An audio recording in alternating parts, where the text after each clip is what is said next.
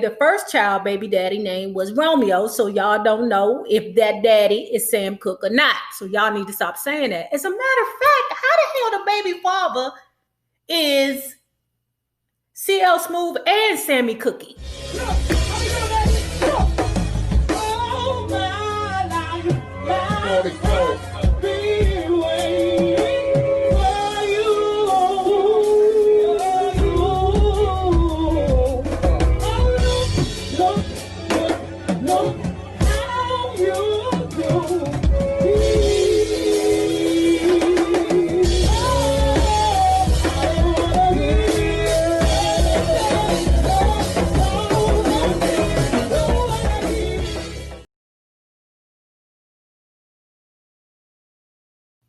Well, hello there, love bugs. Hello there, Bellas. If you have not already done so, please remember to like, share to Facebook, and subscribe. And if you are not already a part of our Bella Book Club, please remember to hit the Patreon link below and or the join button down there, right there. And for a small $5 monthly fee, you can be privy to all the shenanigans before YouTube gets it, if YouTube gets it. Now, let's talk about David Ritz, The Life of Aretha Franklin, Part 5. So, where we left off, Ciel Smoothie had got his wires crossed. He said that when his daughter, young RiRi, at 12 years old, she did not do anything with Sammy the Cookie when he was 23, while they both was locked in that hotel room while they was on the road. Okay. Ciel Smooth said no. Johnny Taylor said answer yes. Okay. Johnny Taylor said that Sammy Cookie told him, oh yeah, I knocked down young Aretha, and was quite, proud of it. Okay. To co-sign Johnny Taylor said that he didn't need Sammy Cookie to tell him nothing, because he already knew this, because young RiRi already had a reputation of, once the work was done, the partying. Aretha's older sister Irma said that because our father was who he was, all of us Franklin kids were far beyond their years. We commingled in the adult world frequently. Okay. Although our father tried to desperately keep us under control, he simply couldn't. He wasn't available. He had too much going on. The hand is quicker than the eye. Period. Right? I don't want to take away from his fathering or his parenting in this part right here, because let me tell you something. My mother was a piece of work. Okay. My mother stayed on my neck. You heard me. Okay. Didn't matter. I still was going to do what the hell I want to do. I'm a Libra. I want to be free, like Cardi B. Okay, I don't need your rules telling me to be in the house at 9 o'clock. Mama, the go-go don't start till 11. How you going to tell me be in the house by 9 and all the rest of the world is partying, Mama? You're doing too much. Younger sister Carolyn said that she could remember Irma and Aretha coming home from off the road, arguing over men, disputing which sister the man liked most. Now, Carolyn said she didn't give a fuck. That wasn't her problem, because she liked the ladies. Oh, I love this. Like, I love how open these people are about their sexual proclivities. I like this. Sisters were both headstrong. Irma was the more intelligent, but Aretha was the more gifted. And although Irma held her own intellectually, Aretha was no slouch. I could see that. There's not an Aries woman in the world that is a slouch. You hear me? Anyway, the book moves on to talk about how when the world was becoming aware of Aretha's talent and witnessing Aretha Franklin's voice, at the same time, she was already a mother. Okay? And I know you like, what? But listen, listen, my mom had me at 15. All my aunts had my cousins at 16.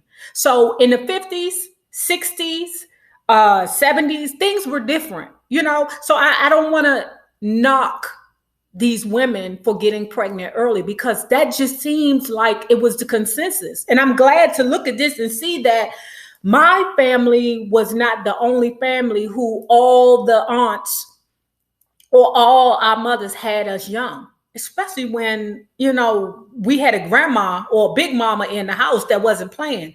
Just about everybody went on to do great things. Now, I ain't saying we ain't had no, you know, drug addiction and, you know, alcoholism and stuff like that in my family. But just because you have a child 13, 14, 15 years old, that doesn't mean that's the end of your life. Now, it is if you ain't got the wherewithal to move on and be great, and you're going to sit there and you're going to accept, oh, I'm a teenage mother, I ain't shit. That's on you. Okay? Because my mom went on to have me at 15, put herself through college, then turned around and put me through college and my sister through college. So, you know, having this baby at a young age does not mean the end of your life. And that's all. Now, Aretha Franklin started singing Precious Lord as a young person. She had fell for Billy Kyles, who was 8 years her senior. This was the same Billy Kyles that was standing with Martin Luther King when he was shot at the hotel in 1968. See, this is what I'm saying. This causes a big conversation. Okay, the conversation that, okay, we know it's wrong that these men, you know, seek younger women or younger, you know, girls or whatever. That we know that it's wrong, but it just was the way it was. You know, I think all my aunties, baby fathers / husbands, because back then you married. At 16 years old, you can get married. My mother was the only one that was like, fuck this, you're not going to tie me down, which probably be the same reason why I'm like that, right? But both my aunts were married at 16, okay? My mom was 15. She had me, fuck that, I'm not marrying your father. He acting crazy right now. It really brings up a hard question, you know? Like, it's wrong, but have we accepted it being okay when women date much older men, you know? Because none of these women that are speaking in this book are being victims. None of them are saying that they are victims. Anyway, now, this is where the children touch on intelligence, okay? They say that you would think because they were all from the same mammy and the same pappy, they all grew up in the same household, all was raised by Big Mama and them dumbass bitches in the church, that you would think that the intelligence level would be the same across the board.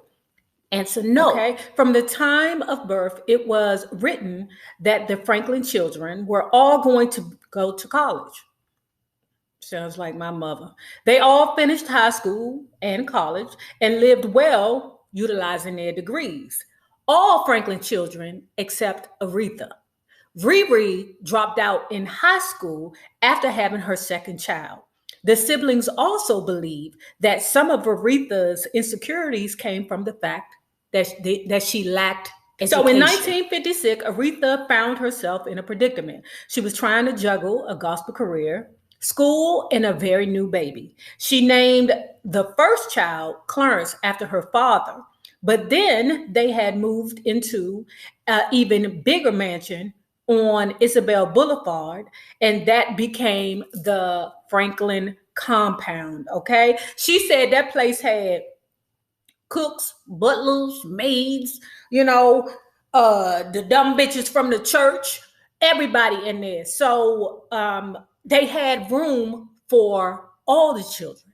All the, you know, dumb bitches from the church that, you know, wanted to hang around and stuff like that. They had everything. I'm telling you, listen, ladies, listen. I don't mean to knock you, but, you know, y'all be so busy taking care of your pastor that you don't have time to take care of yourself and get your own man. Okay? Y'all can be mad at me if you want to, but some of y'all waiting in line to be the first lady and you bitches don't stand a chance. This is where we discuss who Aretha's baby father is, and is there any validity to Ciel Smooth being the father of her first child. Okay, David Ritz said he first heard of it from John Hammond, who told it to John Wexler. When David Ritz questioned Hammond about his source, he simply said it was a well-established fact in the Black community and pointed to the scandal of Ciel impregnating the 12-year-old young girl, Mildred Jennings. Okay, that would signify that he had a proclivity for young girls. Now, let me say this. I heard that rumor myself. Now, I didn't absorb it because some things were just ridiculous to me.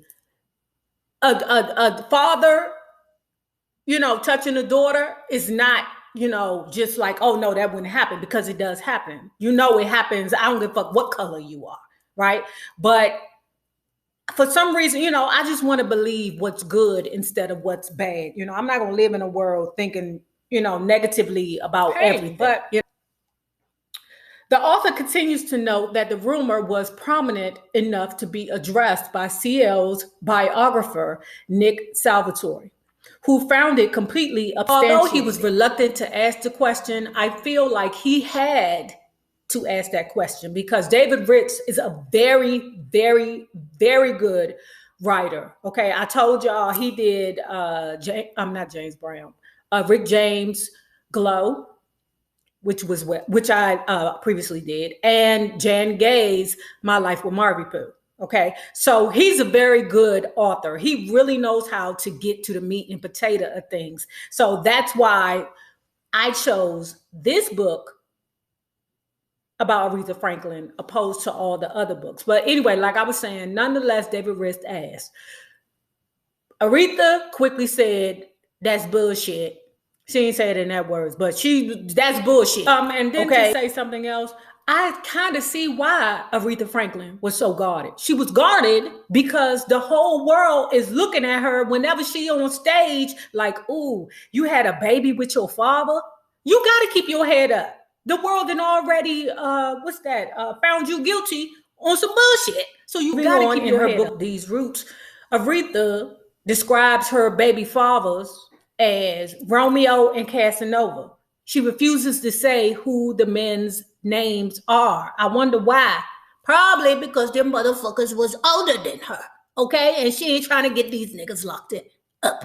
Okay? So, like I said, some of these women, we know exactly what we're doing when we fucking around with some of these old heads. We know what we're doing. Just like Aretha Franklin knew what she was doing. And she knew that if she was to say, okay, the baby daddy is 70 and I'm, 13, that's going to be a problem, So Brenda Corbett, who had moved into the Franklin house shortly after one of C.L. Smooth's sisters died to help run the home, she said that the first baby father's name is Donald Burke. Aretha said that her father handled the pregnancies like a soldier and told her not to let her responsibilities falter.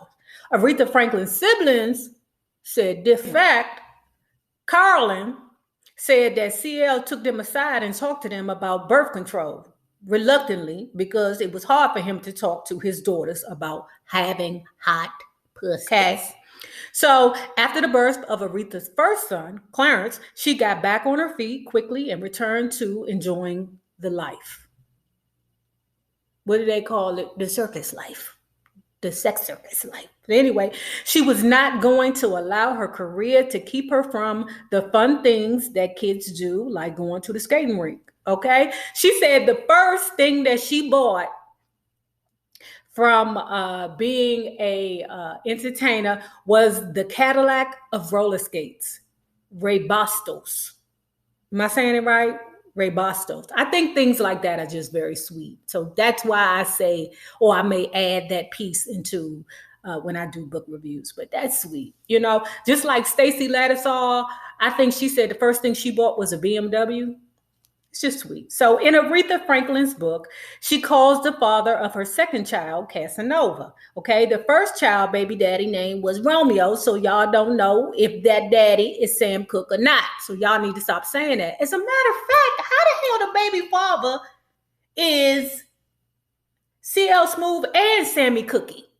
Because some people said that the baby father was CL Smooth, and then some people said it was Sammy Cookie. Which one is it, y'all? I don't know. I heard both rumors, and I don't believe none of the motherfuckers. So now, 2 months short of her 15th birthday, little RiRi had her second son, Edward. And all she would say is that the boy is named after her dad. Now, know this. All the Franklin children that were born from RiRi had the Franklin name, okay? So I don't give a frick if the baby father was Michael Jackson. Okay, she would have still named that baby Michael Franklin. Okay, because that Franklin name carried weight. But her aunt, Brenda Corbett, said that the father's name of the second child was Edward Jordan. Cecil called his ass the player. Cecil Aretha said in another interview that her father, Ciel Smooth, was unbothered by the second pregnancy and that he welcomed the second child into the Franklin compound. Answer no, girl, answer no. The siblings said she is lunching. Daddy was like, what the hell is going on here with your pussy, girl?